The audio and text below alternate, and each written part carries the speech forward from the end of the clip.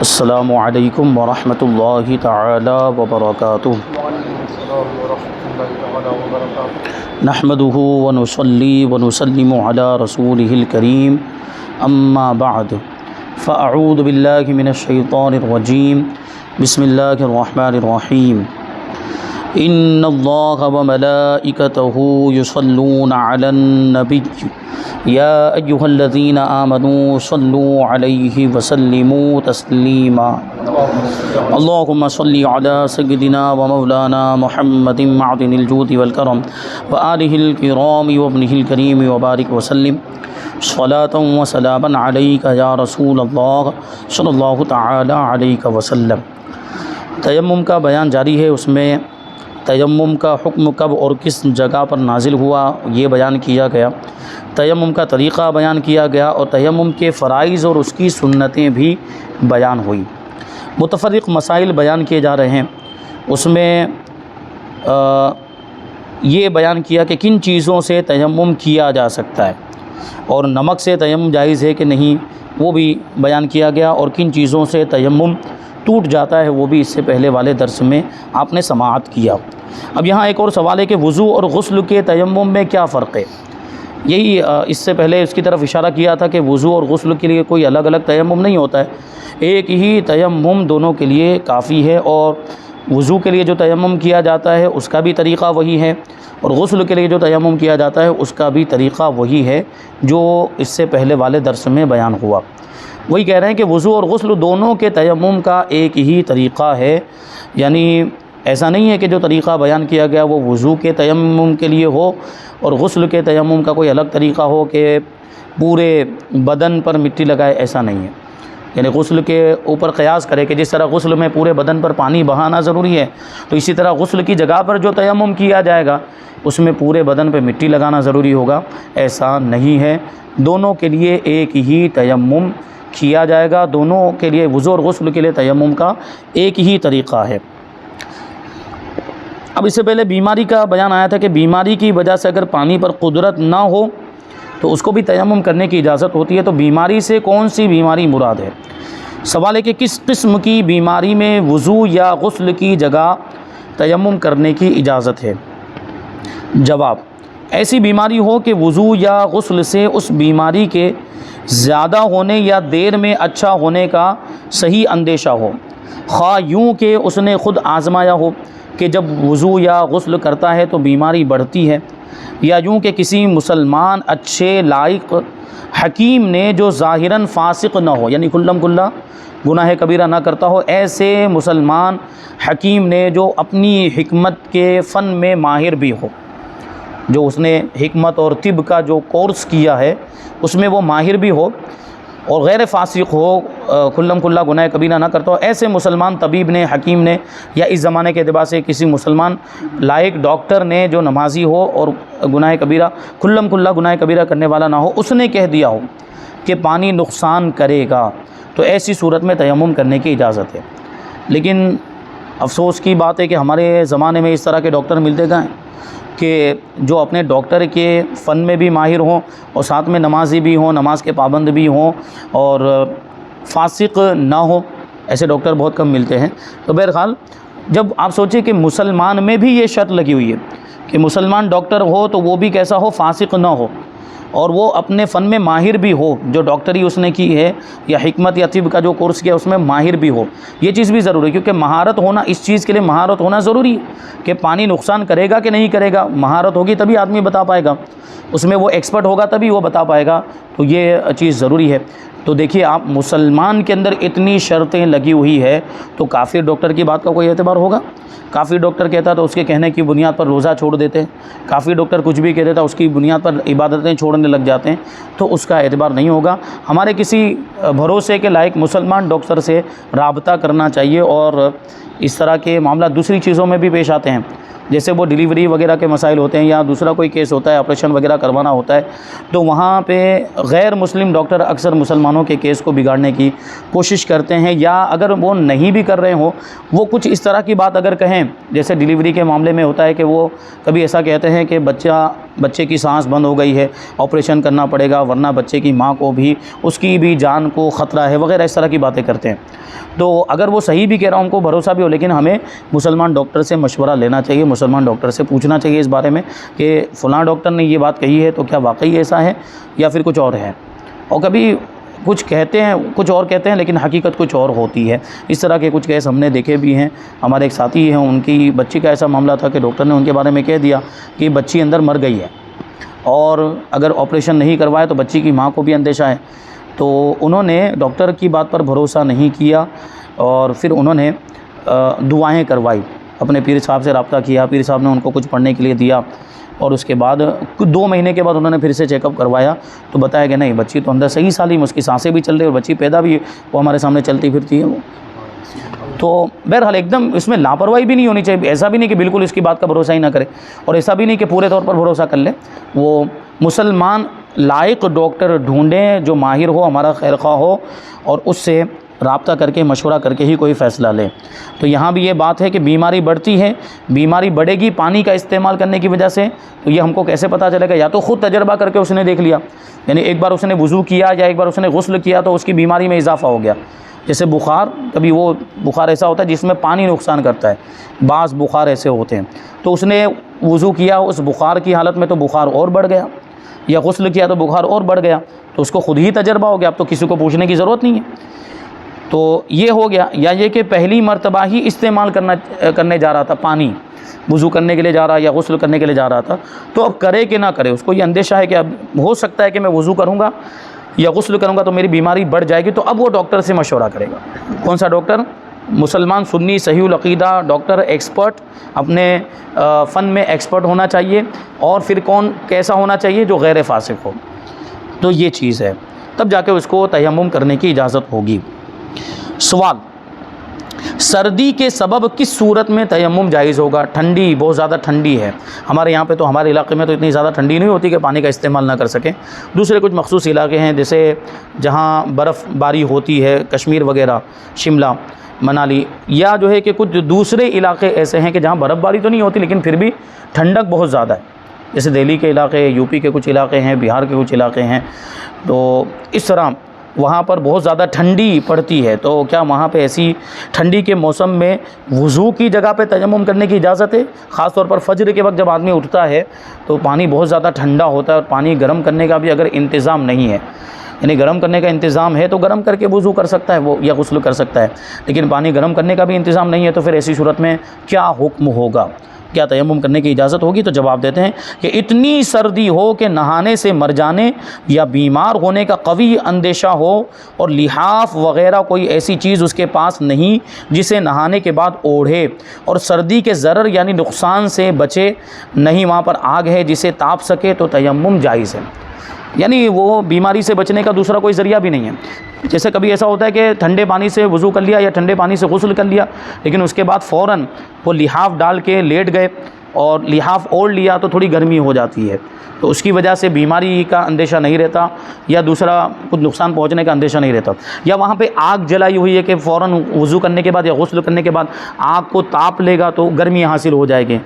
یا یہ جو جیسے کہ میں نے گرم پانی کی مثال دی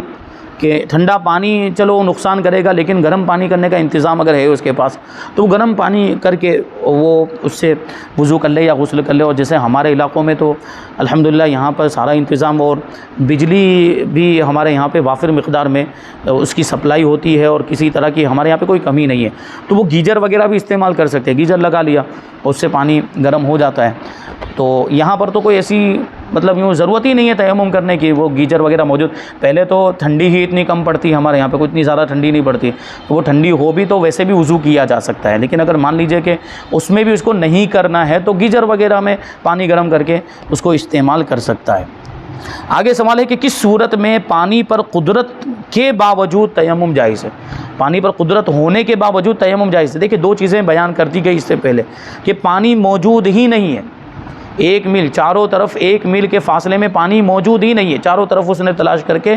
دیکھ لیا، اس کو پانی نہیں ملا، تو یہ ہوا پانی نہ ہونے کی وجہ سے تیمم کا جائز ہونا۔ اور دوسری چیز کیا بتائی کہ کسی بیماری کی وجہ سے یا کسی دوسرے عذر کی وجہ سے پانی تو موجود ہے لیکن پانی کے استعمال پر قادر نہیں ہے، بیماری کی وجہ سے قادر نہیں ہے، یا بہت زیادہ یہ ٹھنڈی جو بتائی ابھی اتنی زیادہ ٹھنڈی ہے کہ مر جائے گا اگر پانی استعمال کرے گا یا بیمار ہو جائے گا، تو ایسی صورت میں یہاں پہ قدرت نہیں پائی گئی، پانی موجود ہے لیکن پانی پر قدرت نہیں پائی گئی۔ لیکن کہتے ہیں کہ کون سی ایسی صورت ہے کہ پانی پر قدرت ہے اس کے باوجود تیمم کرنا جائز ہے؟ تو اس کا جواب ہے کہ اگر کسی کے پاس پانی ہے مگر وضو یا غسل میں استعمال کرے گا تو خود یا دوسرا مسلمان یا اپنا یا اس کا جانور، اگرچہ وہ کتا جس کا پالنا جائز ہے پیاسا رہ جائے گا، اور اپنی یا ان میں سے کسی کی پیاس خواہ فی الحال موجود ہو یا آئندہ اس کا صحیح اندیشہ ہو کہ وہ راہ ایسی ہے کہ دور تک پانی کا پتہ نہیں، تو تیمم جائز ہے۔ جیسے میں نے وہ جو 10 سال کی بات آئی تھی حدیث پاک میں کہ مٹی مسلمان کو پاک کرنے والی ہے، اگرچہ 10 سال تک پانی نہ پائے، تو میں نے اس کی ایک مثال آپ کو سمجھائی تھی کہ پانی تو تھا اس کے پاس، وہ پانی نہ پائے گا کا کیا مطلب؟ پھر 10 سال تک زندہ کیسے رہے گا؟ پانی تو تھا لیکن وہ پینے کی ضرورت کے لیے تھا کہ پیے گا نہیں تو مر ہی جائے گا، اور اس کے علاوہ وضو کرنے جتنا پانی نہیں تھا یا غسل کرنے جتنا پانی نہیں تھا، تو اس کو تیمم کرنے کی اجازت ہوتی ہے۔ تو یہاں پر بھی یہ صورت بتا رہے ہیں کہ پانی موجود ہے لیکن وہ پانی پینے کے لیے رکھا ہوا ہے کہ اگر وضو کرنے کے لیے استعمال کرے گا تو پھر پینے کے لیے پانی نہیں رہے گا۔ تو سفر میں ہے مثال کے طور پر، اب پانی ختم ہو جائے گا اور آگے کہیں پانی ملنے کی امید بھی نہیں ہے یا صحیح اندیشہ ہے کہ نہیں ملے گا، تو ایسی صورت میں وہ اس سے وضو کرنا یا غسل کرنا ضروری نہیں ہے، وہ پینے کے لیے محفوظ رکھ لے۔ اور صرف یہاں پہ صرف خود اس کا لحاظ نہیں کیا جا رہا ہے، کہہ رہے ہیں کہ اگر خود پیاسا رہ جائے گا یا اس کے ساتھ میں جو مسلمان بھائی ہے وہ پیاسا رہ جائے گا یا ان کے ساتھ میں اگر کوئی جانور ہے وہ پیاسا ہے، تو دیکھیں جانور کا بھی لحاظ کیا گیا، جانور کا بھی اسلام کتنا رحم والا مذہب ہے کہ جانور کا بھی، وہ بھی کون سا جانور؟ کتے جیسے جانور، ایسا کتا جس کو پالنا جائز ہے، کیا مطلب وہ مقصد کی وجہ سے پالنا جائز ہوگا، جو مقصد میں نے بتایا تھا کہ اس کو پہرے داری کے لیے پالا ہے یا شکار کرنے کے لیے کتے کو پالا جاتا ہے پرانے زمانے میں، اس کی تفصیل میں نے اس سے پہلے کسی درس میں بیان کی تھی کہ کتے کو سکھا دیا جاتا ہے، باقاعدہ اس کو شکار کرنے کی ٹریننگ دی جاتی ہے، پھر وہ شکار کرتا ہے، اور وہ شکار کرنے کے بعد صرف اس کو دبوچ کے وہیں پر روک لیتا ہے، پھر وہ اس کا مالک آنے کے بعد اس کو ذبح کر کے جو بھی ہوتا ہے وہ اس کا گوشت کھاتا ہے۔ لیکن اس کے بارے میں اس کے بھی شرائط ہیں، اس میں ایک شرط یہ بھی ہے کہ اس میں سے اس نے خود کچھ نہ کھایا ہو، کتے نے شکار کرنے کے بعد اس میں سے کچھ بھی کھا لیا تو اس کا مطلب یہ کہ اس نے خود اپنے لیے شکار کیا، اپنے مالک کے لیے شکار نہیں کیا، تو ایسے جانور کا کھانا جائز نہیں ہوگا۔ دوسری بات یہ کہ اس کو سکھایا ہے، ٹریننگ دی، سکھانا بھی ضروری، ٹریننگ دینا بھی ضروری ہے، اور پھر جب اس کو شکار کے لیے چھوڑ رہے ہوں تو بسم اللہ پڑھ کے چھوڑنا ضروری، کیونکہ بسم اللہ اللہ اکبر کہہ کے ذبح کرتے ہیں نا، تو وہ تو ذبح اختیاری، ہم جو ذبح کرتے ہیں وہ ذبح اختیاری، یہ والا جو ذبح ہے یہ ذبح اضطراری، تیر سے جیسے شکار کرتے ہیں، تیر سے بھی پرانے زمانے میں شکار ہوتا ہے، تو وہ تیر پھینکتے وقت بسم اللہ اللہ اکبر بولنا پڑے گا۔ تو بہرحال یہ کتا، جہاں پر کتا پالنے کی اجازت، وہ ایسا کتا پالا ہوا ہے اور اس کو ساتھ میں کہیں سفر پر لے کر گئے ہیں، تو خود تو پانی پی لے رہا ہے، اس کو اس کے پاس خود کے پانی پینے جتنا پانی ہے، اس کے ساتھیوں کے لیے بھی پینے جتنا پانی ہے، لیکن اب اگر وضو کریں گے تو پینے کے علاوہ کچھ پانی بچا اس سے اگر وضو کریں گے تو کتا پیاسا رہ جائے گا، تو اس کی بھی رعایت کی گئی، اس کا بھی لحاظ کیا گیا، یعنی تیمم کرنے کی اجازت ہے۔ آگے سوال ہے کہ غسل فرض ہو لیکن پانی صرف وضو جتنا ہے تو کیا حکم ہے؟ کیونکہ دیکھیں غسل اور وضو میں فرق ہوتا ہے، وضو تھوڑے سے پانی سے ہو جاتا ہے، غسل میں زیادہ پانی کی ضرورت پڑتی ہے، تو پانی جو موجود ہے وہ وضو جتنا ہی پانی ہے، غسل نہیں کیا جا سکتا، تو کیا وضو کریں گے اس سے یا پھر وضو بھی نہیں کریں گے، پورا تیمم ہی کر لیں گے؟ تو اس کا جواب ہے کہ اتنا پانی ملا جس سے وضو ہو سکتا ہے اور اسے نہانے کی ضرورت ہے تو اس پانی سے وضو کر لینا چاہیے اور غسل کے لیے تیمم کرے، یعنی وضو جتنا پانی ملا ہے تو وضو تو کر ہی لے وہ، اور جو اب غسل، ظاہر سی بات غسل تو ہوا نہیں ہے، صرف وضو ہی ہوا ہے، تو غسل کے لیے وہ کیا کرے گا؟ تیمم کرے گا۔ آگے سوال ہے، بہت اہم سوال، کہ کیا زمزم شریف کے علاوہ دوسرا پانی نہ ہونے کی صورت میں تیمم کیا جا سکتا ہے؟ کیا مطلب ہوا کہ دوسرا کوئی پانی موجود نہیں ہے، زمزم کا پانی موجود ہے، زمزم شریف موجود ہے، تو کیا اس سے وضو کر سکتے ہیں یا اس سے غسل کر سکتے ہیں؟ زمزم شریف سے، کیونکہ دیکھیں ایک تو زمزم کا جو پانی ہے وہ برکت والا پانی، بڑا مبارک پانی ہے اور اس کو آب شفا بھی کہا جاتا ہے۔ دوسری چیز کہ وہ بہت کم دستیاب ہوتا ہے اور قیمتاً دستیاب ہو، پیسے دے کے خریدنا پڑتا ہے بسا اوقات، تو وہاں چلے چلے گئے تو فری میں، مکہ مکرمہ چلے گئے، مدینہ منورہ، وہاں جتنا چاہیں پیے، اللہ تبارک و تعالیٰ سب کو توفیق عطا فرمائے، سب کو موقع عطا فرمائے، وہاں تو بڑا وہ فراوانی کے ساتھ دستیاب ہے، لیکن یہاں ہمارے بھائی یا بہنیں لے کر آتی تو وہ قیمتاً ملتا ہے ان کو، یہاں جو لاتے ہیں وہ پیسہ دے کر ان کو لانا پڑتا ہے، بسا اوقات ایسا ہوتا ہے۔ تو زمزم شریف اس اعتبار سے قیمتی بھی ہوا، مبارک بھی ہے، تو کم دستیاب ہونے والا، کیونکہ پوری دنیا کے اندر ایک ہی کنواں ہے زمزم کا، تو زمزم ہی موجود اور اس کے علاوہ دوسرا پانی موجود نہیں ہے، تو کیا زمزم سے وضو کرے گا یا تیمم کرے گا؟ تو جواب ہے کہ اگر اتنا آب زمزم شریف پاس میں موجود ہے جو وضو کے لیے کافی ہے تو تیمم جائز نہیں۔ کیا مطلب ہوا؟ زمزم سے وضو کرے گا۔ آگے سوال ہے کہ قیدی کو جیل میں وضو نہ کرنے دیا جائے تو وہ کیا کرے؟ کبھی ایسا ہوتا ہے کہ اس کو جیل میں ڈال دیا گیا، وہ کہہ رہا ہے کہ مجھے وضو کرنے دیا جائے، میں اندر نماز پڑھ لوں گا، لیکن وضو کرنے کے لیے تو باہر جانا پڑے گا، کیونکہ ظاہر سی بات جہاں جیل ہے وہاں وہ پانی کا انتظام نہیں رکھتے ہیں، تو پانی کا انتظام کہیں اور ہوتا ہے اور اس کو جانے نہیں دیا جا رہا ہے، یعنی اب مجبور ہے، ظاہر سی بات ہے، سپاہی پولیس والے اس کو جانے نہیں دے رہے۔ تو جواب، قیدی کو قید خانے والے وضو نہ کرنے دیں تو تیمم کر کے نماز پڑھ لیں اور اعادہ کریں۔ اعادہ کرے کا مطلب کیا ہوا؟ یعنی بعد میں جب بھی اس کو موقع ملے وضو کرنے کا تو وضو کر کے اعادہ کرے، نماز کو دہرائے۔ اور اگر وہ دشمن یا قید خانے والے نماز بھی نہ پڑھنے دیں تو اشارے سے پڑھے پھر اعادہ کرے۔ کبھی ایسا بھی ہوتا ہے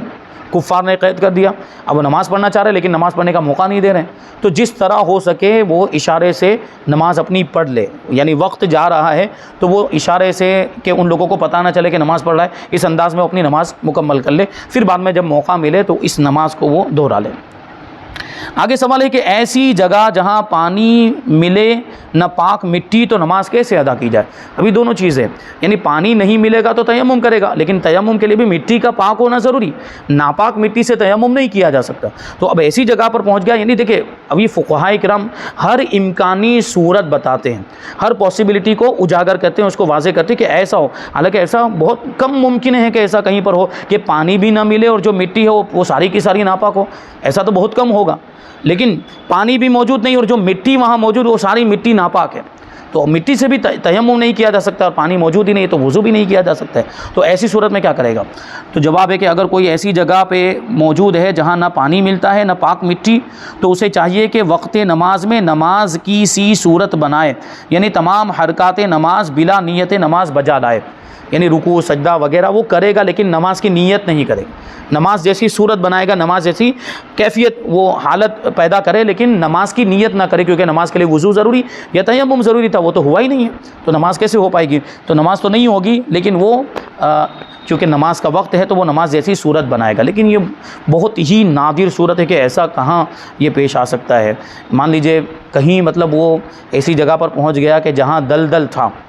وہ دلدل ناپاک مٹی مطلب ناپاک چیز، اس میں پورے کے اندر ناپاک چیز پورے میں پھیل گئی، کوئی ناپاک چیز تھی جس کی وجہ سے وہ پورا دلدل ناپاک ہو گیا، اور جتنی بھی وہاں پر آس پاس میں مٹی تھی وہ سب کے سب ناپاک ہو گئی، تو اس سے اب تیمم نہیں کیا جا سکتا ہے۔ یہ امکانی صورت بتا رہا ہے کہ ہو سکتا ہے کبھی ایسا کہیں پر ہو، ورنہ تو پاک مٹی مل ہی جاتی ہے اور اس سے تیمم کیا جا سکتا ہے۔ آگے ایک سوال ہے کہ کس تیمم سے ایک نماز کے بعد دوسری نماز پڑھنا جائز نہیں ہے؟ جواب، نماز جنازہ یا عیدین یا سنتوں کے لیے اس غرض سے تیمم کیا ہو کہ وضو میں مشغول ہوگا تو یہ نمازیں فوت ہو جائیں گی، تو اس تیمم سے اس خاص نماز کے سوا کوئی دوسری نماز جائز نہیں ہے۔ جیسے کیونکہ نماز جنازہ کا معاملہ یہ ہوتا ہے کہ نماز جنازہ ایک ہی بار پڑھی جاتی ہے، اسی طرح عیدین کی نماز ہوتی ہے تو اس میں بھی یہی معاملہ رہتا ہے کہ وہ جماعت کے ساتھ ہی پڑھی جا سکتی ہے اور وہ بھی ایک ہی بار پڑھی جاتی ہے، پھر اس کے بعد یعنی شہر میں دوسری جگہ اگر وقت باقی ہے تو آپ جا کے پڑھ سکتے ہیں، لیکن مان لیجیے کہ شہر میں آخری نماز ہو رہی تھی، اب اگر آپ وہاں پڑھنے کے لیے پہنچے اور وضو کرنے جائیں گے تو وہ بھی نماز ہو چکے گی، یا جنازے کا معاملہ ہے، نماز جنازہ اور ولی بھی ساتھ میں پڑھ رہا ہے یا ولی کی اجازت سے پڑھی جا رہی ہے تو اب دوسری بار نہیں ہو سکتی ہے، تو ایسی صورت میں وہاں تیمم کرنے کی اجازت۔ یہ سنتیں ہیں، سنتوں میں کا مسئلہ یہ ہے کہ اگر وضو کرنے جائے گا تو سنتیں نہیں پڑھ پائے گا، تو اس کے لیے اس نے تیمم کر لیا، تو اب اس تیمم سے یہی نمازیں ہو سکتی ہیں، یعنی نماز جنازہ کے لیے تیمم کیا تھا تو یہ نماز جنازہ ہی پڑھی جا سکتی ہے، اور عیدین کے لیے اگر تیمم کیا تھا تو پھر عیدین ہی پڑھی جا سکتی ہے، اس تیمم سے ابو ظہر کی نماز نہیں پڑھ سکتا ہے، کیونکہ یہاں جو مجبوری تھی ابو ظہر کی نماز میں مجبوری نہیں ہے، وہاں وضو کیا جا سکتا ہے، تو دوسری نمازیں اس خاص تیمم سے نہیں ہو سکتی۔ سوال، کوئی تیمم کر کے نماز پڑھ رہا تھا کہ کسی کے پاس پانی دیکھا، اب کیا کرے؟ یعنی پہلے اس نے اپنے اعتبار سے پانی ڈھونڈ لیا، پانی نہیں ملا، اس نے تیمم کر لیا تھا، اب نماز اس نے شروع کر دی، نماز کے دوران کسی اور کے پاس اس نے پانی دیکھ لیا، یعنی کوئی قافلہ گزرا، مثال کے طور پر وہاں سے کوئی قافلہ گزرا یا دو چند لوگ وہاں سے گزرے اور ان کے پاس پانی موجود تھا، اس نے نماز کی حالت میں دیکھ لیا، تو اب یہ کیا کرے گا؟ تو جواب، اگر گمان غالب ہے کہ وہ پانی دے دے گا تو چاہیے کہ نماز توڑ دے اور اس سے پانی مانگے، اور اگر نہیں مانگا اور نماز پوری کر لی اور بعد میں اس نے پانی دے دیا تو نماز کا اعادہ لازم ہے۔ یہ غالب گمان پر ڈیپینڈ کرتا ہے کہ گمان غالب ہے کہ مانگیں گے تو دے دے گا، اور اگر گمان غالب اس کا الٹا ہے کہ مانگیں گے تو بھی نہیں دے گا، جیسے اس زمانے میں حالات بہت خراب ہو گئے، کوئی ایک چیز دینے کے لیے، معمولی چیز دینے کے لیے تیار نہیں ہوتے لوگ، تو پانی کیا دیں گے؟ مطلب پانی کی اہمیت اب اور زیادہ بڑھتی جا رہی ہے، پانی بھی اب قیمتاً ملنے لگا ہے اور مہنگا ہو گیا، تو اب کوئی پانی اس طریقے سے دیتا نہیں ہے، تو بہرحال وہ گمان غالب کا اعتبار ہوگا، اس کو گمان غالب ہے کہ پانی دے دے گا تو نماز توڑ کر مانگے، اس سے وضو کرے، پھر نماز پڑھے۔ آگے ایک سوال ہے کہ کس صورت میں نماز جنازہ کے لیے تیمم کرنے کی اجازت ہے؟ وہی سوال آیا، کہتے غیر ولی کو نماز جنازہ فوت ہو جانے کا خوف ہو تو تیمم جائز ہے، ولی کو جائز نہیں ہے، کیونکہ ولی تو بعد میں اپنی نماز پڑھ سکتا ہے، لوگوں نے پڑھ لی ہے، ولی نے نہیں پڑھی، اور ولی کی اجازت سے نہیں پڑھی گئی ہے، ولی کو مان لیجئے کہ خبر ہی نہیں تھی، لوگوں نے اپنے اعتبار سے پڑھ لی، تو اب ولی کو دوبارہ پڑھنے کی اجازت ہے، جو میت کا ولی ہے، یعنی میت کا قریبی رشتہ دار، اس کو کہیں سب سے زیادہ قریبی رشتہ، جیسے باپ کا انتقال ہوا تو بیٹا، یہ اس کا ولی کہلائے گا، بیٹے کا انتقال ہوا تو باپ اس کا ولی کہلائے گا، تو ولی نے نماز نہیں پڑھی تھی اور دوسرے لوگوں نے نماز پڑھ لی تھی، تو ولی کو نماز جنازہ کے لیے تیمم کرنے کی اجازت نہیں، کیونکہ اس کا تو لوگ انتظار کرتے ہیں عام طور پر کہ ولی نہیں آئے گا، تو وہ رکتے ہیں لوگ اور اس کے آنے کا انتظار کرتے ہیں، وہی کہہ رہے ہیں کہ لوگ اس کا انتظار کریں گے۔ خوف فوت کے یہ معنی ہے کہ چاروں تکبیریں جاتی رہنے کا اندیشہ ہو، اور اگر یہ معلوم ہو کہ ایک تکبیر بھی مل جائے گی تو تیمم جائز نہیں ہے، چاروں تکبیریں جانے کا خوف ہو تو تیمم کرنے کی اجازت ہے، اور اگر ایسا ہے کہ ایک بھی تکبیر مل جائے گی تو تیمم جائز نہیں، وہ وضو پورا کرے پھر شامل ہو۔ سوال ہے کہ کس صورت میں مردے کو تیمم کروایا جائے گا؟ جواب، مردے کو اگر غسل نہ دے سکیں، خواہ اس وجہ سے کہ پانی نہیں یا اس وجہ سے کہ اس کے بدن کو ہاتھ لگانا جائز نہیں، جیسے اجنبی عورت یا اپنی عورت کے مرنے کے بعد اسے چھو نہیں سکتا، تو اسے تیمم کرایا جائے، لیکن یہ کب ہوگا؟ جب دوسرا کوئی ایسا تیمم غسل کروانے والا نہیں، میت کو ایسا کوئی غسل کرانے والا وہاں پر موجود نہیں ہے جس کو اس کو چھونا جائز ہو، تو ایسی صورت میں یہ مجبوری والی صورت بتا رہے ہیں کہ اس کے بدن کو ہاتھ لگانا جائز نہیں، اجنبی عورت ہے اور کوئی عورت نہیں ہے جو اس کو غسل دے، عورت کو عورت غسل دیتی ہے، لیکن یہاں مرد ہے اور کوئی عورت موجود نہیں ہے جو اس کو غسل دے، یا جو ہے کہ اس کی خود کی بیوی ہے، اس کا انتقال ہو گیا، مرنے کے بعد نکاح ختم ہو جاتا ہے، تو اس کے بدن کو چھو نہیں سکتا، چہرے کو صرف دیکھ سکتا ہے لیکن بدن کو چھو نہیں سکتا ہے، تو اسے تیمم کرایا جائے گا۔ غیر محرم کو اگرچہ شوہر ہو، عورت کو تیمم کرانے میں کپڑا حائل ہونا چاہیے، بات بھی آ گئی نا کہ تیمم کیسے کرائے گا، تو کپڑا ہاتھ میں لپیٹے گا اور اس کو مٹی پر مار کے اس سے وہ تیمم کرائے گا، جو تیمم کا طریقہ ہے۔ آخری سوال ہے کہ اگر کوئی غریب شخص معذور ہو، اس کے دونوں گھٹنے ٹوٹے ہوں جس کے سبب وہ چل نہ سکتا ہو، وہ پانی تک خود بھی نہ جا سکتا ہو، اور کوئی شخص اس کو وضو کرانے والا نہ ہو، نہ ہی پانی دینے والا ہو، نہ ہی پانی خریدنے کی وہ طاقت رکھتا ہو، الغرض اس کو پانی تک کسی طرح قدرت نہ ہو، تو کیا وہ نماز کے وقت تیمم کر سکتا ہے؟ نیز جب ایسا عذر والا شخص تندرست ہو جائے تو کیا اس کے لیے ان نمازوں کا جو تیمم کے ساتھ ادا کی گئی تھی اعادہ کرنا ضروری ہوگا؟ یعنی بعد میں تندرست ہو گیا، پہلے قدرت نہیں تھی، ایسا معذور تھا، ایسا اپاہج تھا کہ پانی تک جا ہی نہیں سکتا تھا، کوئی دوسرا اس کو وضو کرانے والا بھی نہیں تھا، تو ایسی صورت میں اس نے تیمم کیا، اب کیا وہ جو تیمم کر کے نماز پڑھی بعد میں صحیح ہو گیا، تندرست ہو گیا، اس کا عذر دور ہو گیا، گھٹنے وغیرہ جو تھے وہ صحیح ہو گئے، تو اب کیا وہ جو نماز ہے اس نے عذر کی حالت پہ تیمم کر کے پڑھی تھی، کیا ان نمازوں کو دہرانا پڑے گا؟ یہ سوال ہے۔ اس کا جواب، پوچھی گئی صورت میں ایسے معذور شخص کو تیمم کر کے نماز ادا کرنے کی اجازت ہے، اور تیمم کے ساتھ ادا کی گئی نمازوں کا بعد میں اعادہ یعنی لوٹانا بھی نہیں ہے، کیونکہ مجبوری میں پڑھی گئی ہے کہ شریعت مطہرہ کے قوانین کی روح سے اگر کوئی شخص ایسا معذور ہو جو پانی تک نہ جا سکتا ہو، اور اس کے پاس کوئی ایسا شخص نہ ہو جو اس کو پانی لا کر دے، نہ خدمتاً نہ حکماً نہ اجرتاً،